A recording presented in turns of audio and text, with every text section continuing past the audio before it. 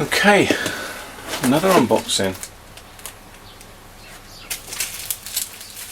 This feels like it's a wooden case. Something, a metal box or something. What have I got this time? Not particularly packed very well in a bin liner.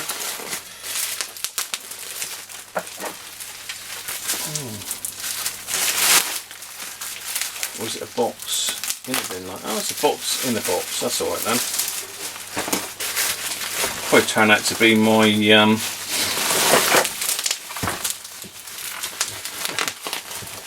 my new cans of foam cleaner or something silly. Or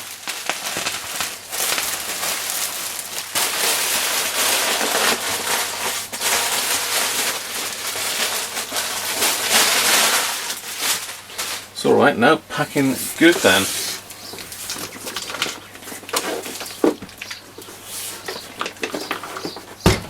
It's definitely radio sounding. How does he pack this up then?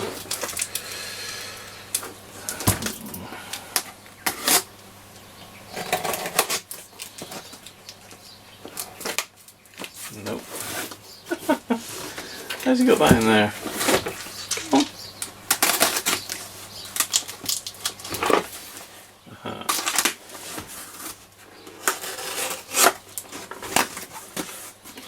Ooh. Ah, right, okay. Not so keen on this packaging, to be fair. I know what this is, and it's a pretty fragile old radio. It's not a particularly good packing job, that in. It's really jammed that in there. Pretty much shoved it in.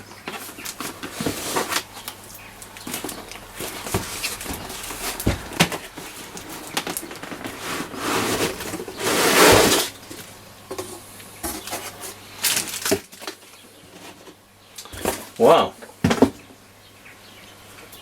I'm amazed that survived, to be honest.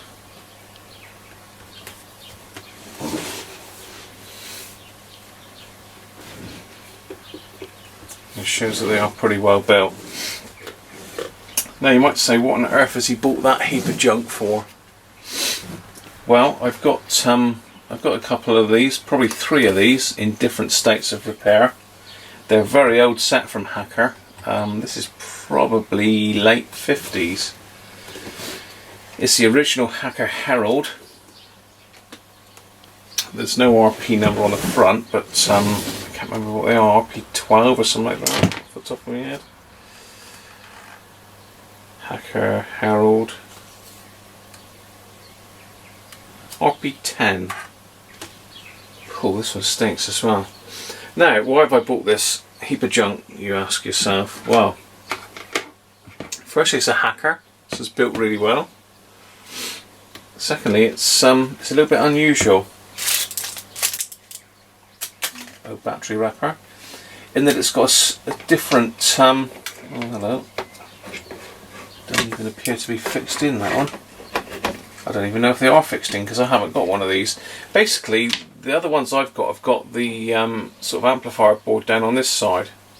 This one's unusual in that it uses really older transistors. You can't get service information for this particular one, I don't think. This is one of the original ones. There's a date on the label there, 27th of the 8th, 80, but that's probably when it changed hands. So, it looks in one piece, amazingly. And thanks to the packing.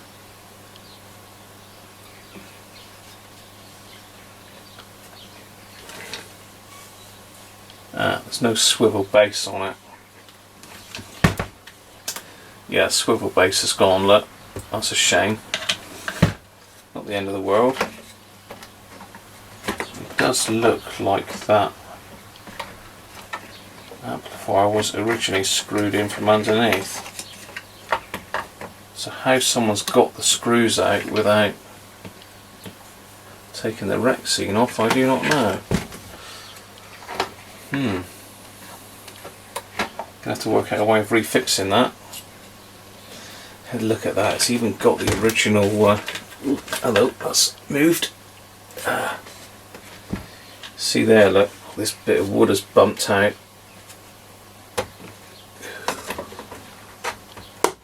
There we are. Yeah, it's got the original aerial and headphone socket. Got both of them. The hacker always tapes them on here. They do sometimes survive. They are high quality plugs as well, those. But yeah, so that's a nice thing to have. 2 PP9s again for this one. So I'm just a little bit confused as to how they've managed to get that out.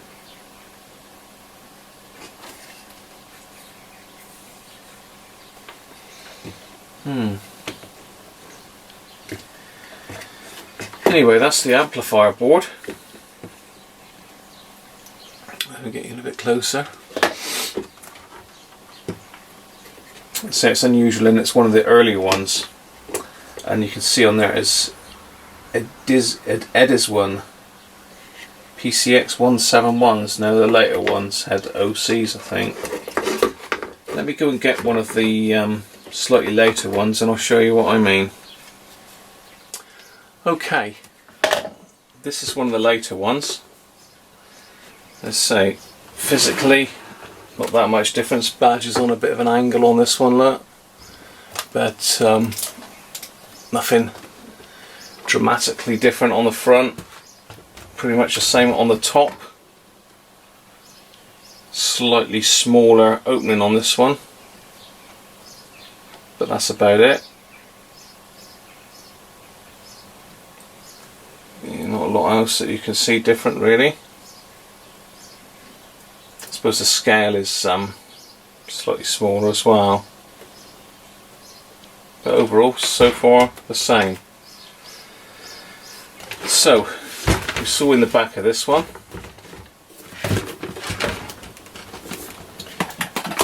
that just had, it's all falling apart now. It's actually upside down. Oh dear. Yeah. So basically that goes up in there, and that catch is supposed to line up with the bottom and clip in like that. This one's different. No piece in the middle there like this one. This one's got like a little turn thingy. This one, you get inside the back, there's 2 push buttons here, look. So you push those 2 in and the back pops off. Now this is where the differences start.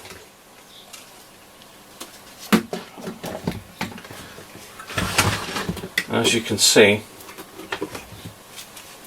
2 totally different radios.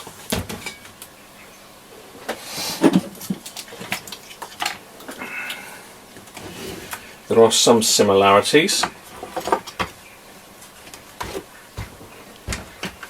I don't know if you can get, yeah, you can just about see both of them in the shot. So, let's get my light down a little bit better, see if I can get you in. No, you can't see anything then.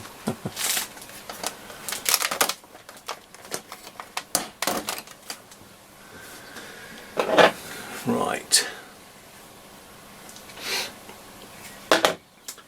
So as you can see, we've got the same speaker in both,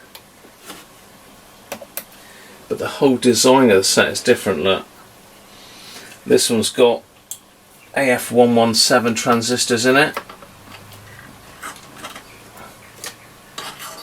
so the speaker's been disconnected on that one for some reason. Yeah, this one's got AF117s in it. It's a bit ropey looking, that one, actually. Another one that I haven't got round to doing yet.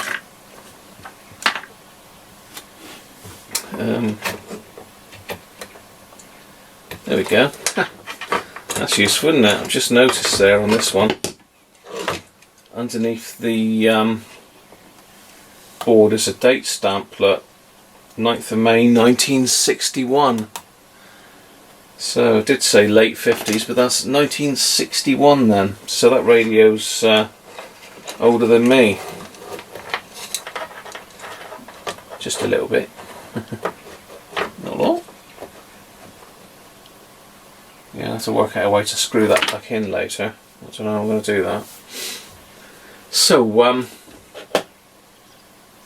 again, this part of the radio looks the same.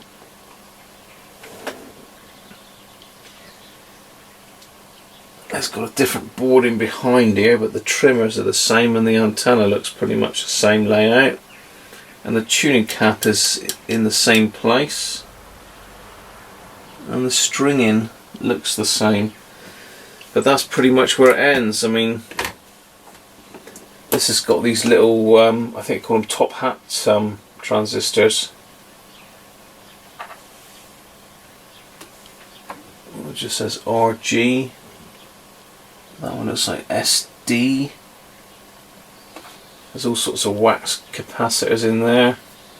These old Plessy ones. These are never usually any good.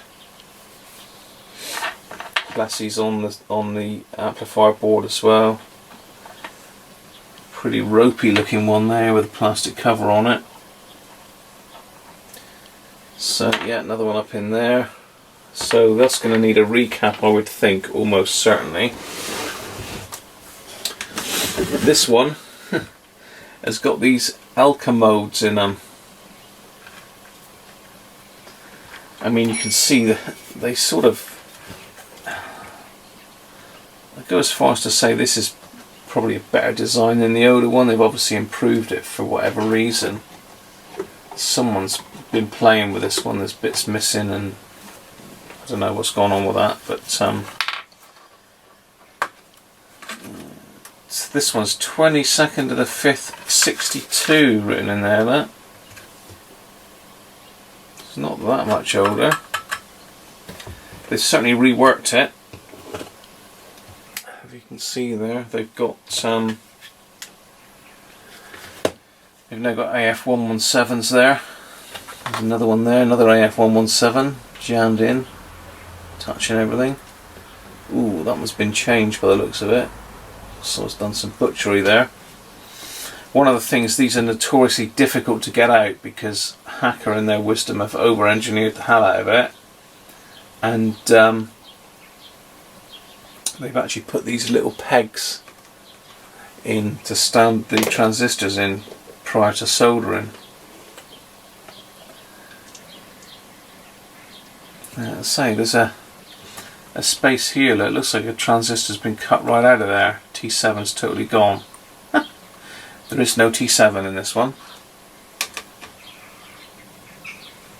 Or a T6. Unless they're on the back end of the board, but I don't think they are.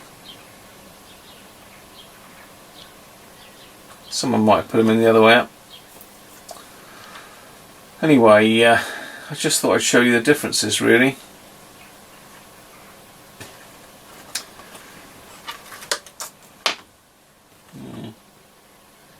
Very interesting.